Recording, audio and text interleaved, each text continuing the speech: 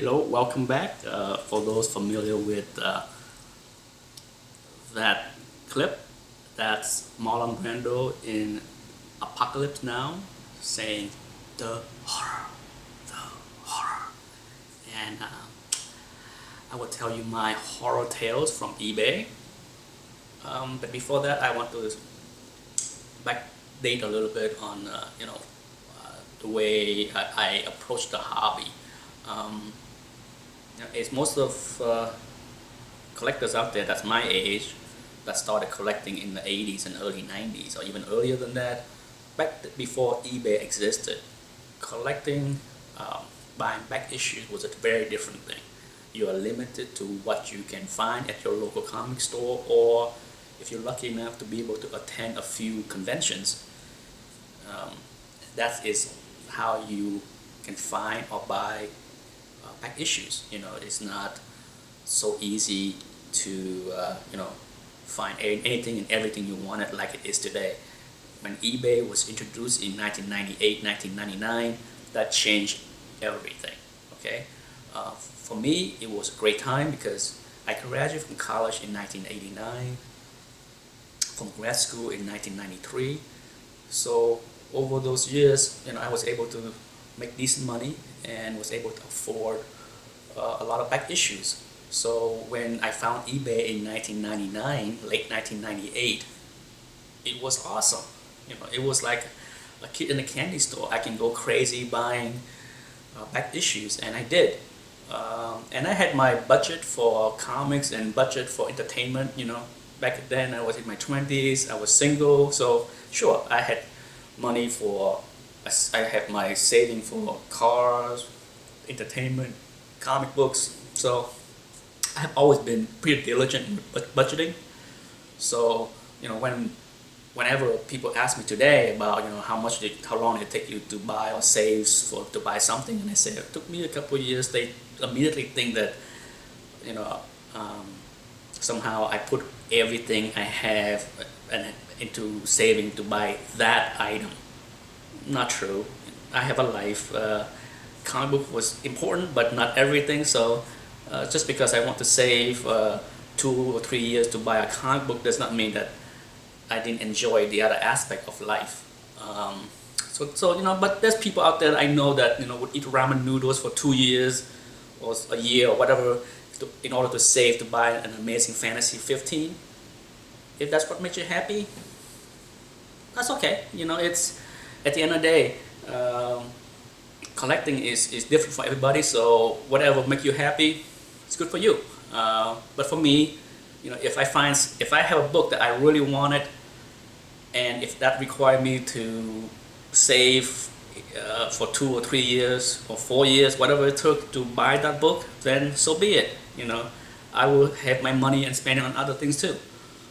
Um, it's more to life for me. But anyhow, so by 2001, I realized that one of the key books that I wanted was an X-Men 1 because I'm an X-Men fan, and so I decided that I want to save up money to buy a nice copy because I wanted a nice copy that I would be happy with for the rest of my collecting life. I didn't want to buy an X-Men 1 and then keep upgrading it. I learned from my own personal taste that if I buy a low grade copy, I might not be happy in 6 months or 6 weeks. So just save up and buy a nice copy. So I did. I saved up from 2001 all the way through early 2003. And this is the early days of CGC. So sure enough, I definitely felt that if I was going to spend a lot of money buying an X-Men 1, I want it to be a graded copy, so I know it is legit and it's not restored of any sort. So in 2003, I saw an auction on eBay, and it looked cool. It was a nice high grade copy, so I went for it and I won. It was a legit seller. At least this person have a lot of feedback and have sold other comic books in the past. Not very active, but it's one of those sellers that had a few books and have sold a few books in the past few weeks and few months. So I felt safe. It was protected. Uh, Back then, eBay did not own PayPal, so there was a different protection with PayPal. Um, on top of that, I can buy insurance for the transaction, as well as shipping. So why not? So I did, and that's where the horror began. So I won the listing. I paid for the books, and then about a week later, the book arrived. Now, being this is the first slab I ever bought. I have no idea um, the warning sign. If that happened today, I think I would know immediately that something is wrong because the box was fairly light.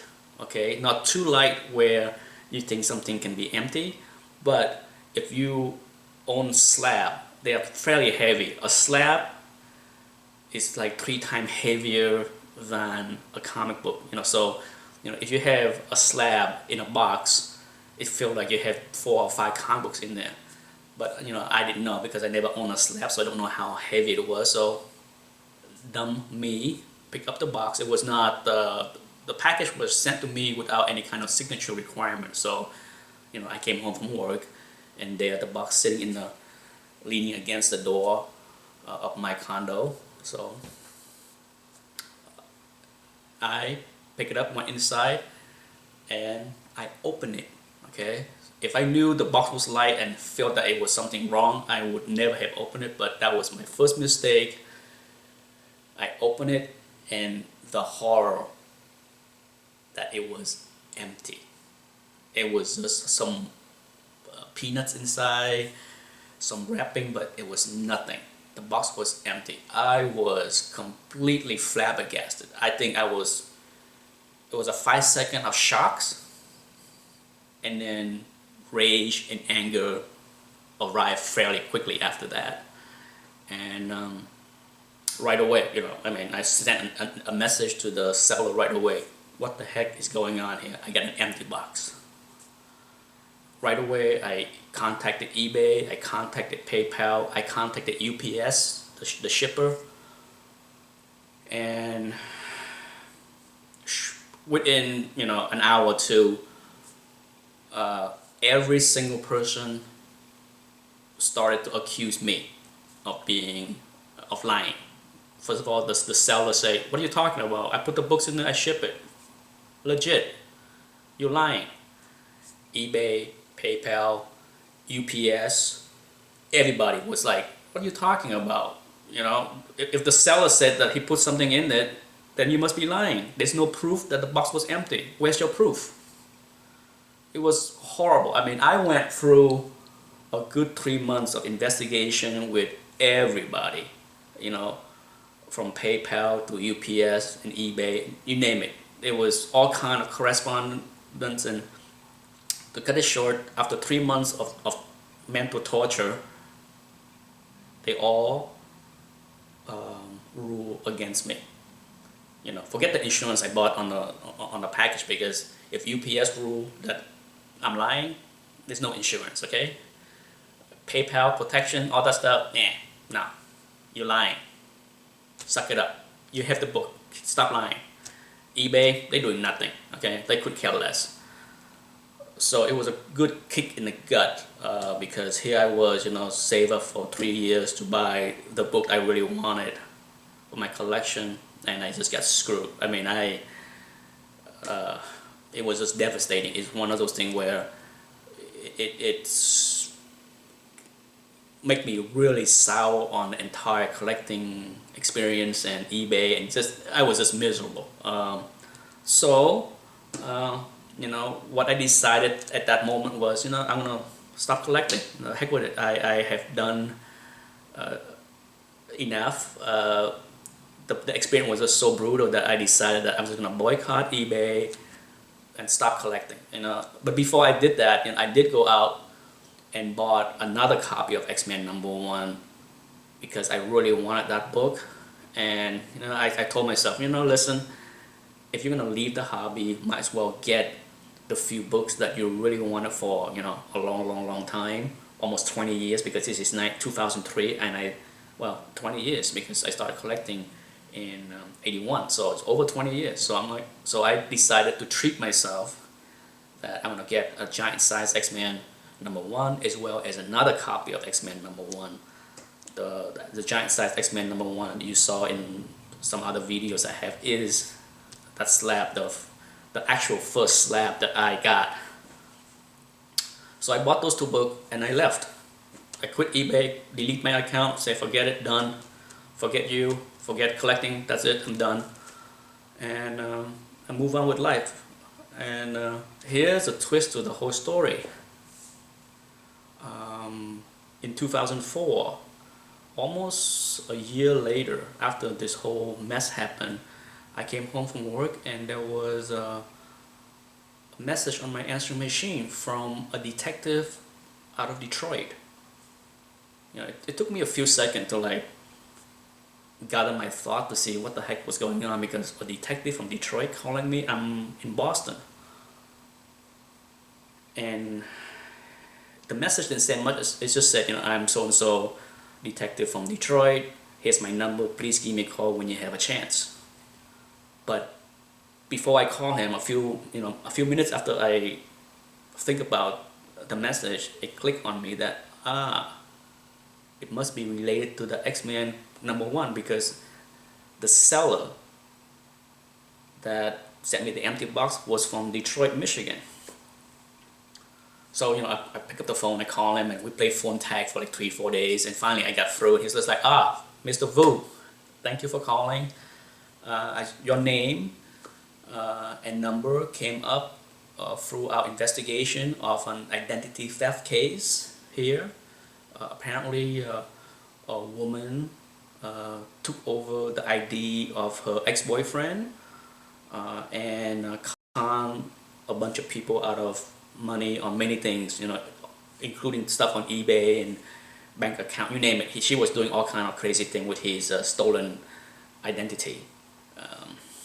So he said, so that's it, we just need to talk to you and take your statements and so on and so on. So I went through the whole process with him. It was brief, it's not much to say. Everything that he want to know is already things that he found out based on what he got from the computers and all the communication. So he know that I was the first victim on eBay, and because eBay didn't do anything about it, there was other people that got conned after me. I have no idea what books and how much, but we can all thank eBay for allowing these scammers to inflict more pain to other victims. And then a few weeks later, I did get a phone call from a gentleman, and he called me up. He's just like, I am the person that the ID was stolen, and I got your name from a detective and your number. I hope you don't mind I call. I just want to say I'm so sorry. My deepest, sincerest apology that my ex-girlfriend did this to you. I'm really sorry, and best of luck. There's nothing he can do, but it was appreciative that he called and said that he was sorry that I got the short end of the stick. So of course I went back to eBay and PayPal. This is a good almost 9 months later, and I said, listen, you see, I wasn't lying. So what are you gonna do for me? Nothing. Because now it's a criminal matters. If you want your money back, go get it from the thief. So as we all know, you're trying to get money back from people that stole your money that's in jail is like squeezing blood from a stone. Forget it, that ain't gonna happen. So to make to end the story, my advice to people, if they decide to buy something expensive on eBay, okay, if you buy from a big dealer on eBay, sure, you know, you insure and everything is fine, but if you're buying something, if you see something that you think it's just a great deal, somebody is selling an amazing Fantasy 15 for $8,000, and you see nothing, you see no previous record, you know, there's a lot of scam going on where people just took a scan from somewhere and then they sell it, and then if you look in their previous record where they sell nothing, they have never sold a comic book before, be very careful because it's silly. If somebody was selling Beanies Babies and socks and used clothes and all of a sudden they throw out their Fantastic Four #1, be warned, be worried. But if you decide to go for it, okay, the best thing you can do for yourself is make sure that you ask for and pay extra for registered mail, where you have to sign for it, and then when the package does arrive, take a few seconds after you sign the package and open it in front of the postman or the UPS guy or the FedEx person, whoever it is to deliver. He will be annoyed that he had to stick around for an extra 30 seconds, but for your sake and protection, you need a witness in front of you so that when you open that box, and if it's empty, at least you have a witness there. You're not gonna, without anybody else there, it's over, okay? Nobody's gonna believe you, okay? So that's my only advice is, if you need, want, must have something that looks sketchy,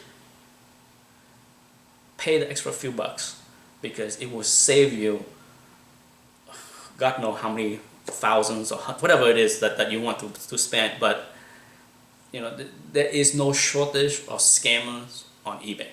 None. There is just rampant. It's just so much garbage there that you know, who knows, you know, some scammers might be watching this video right now and say, hey, you know, I'm gonna go, I can do this.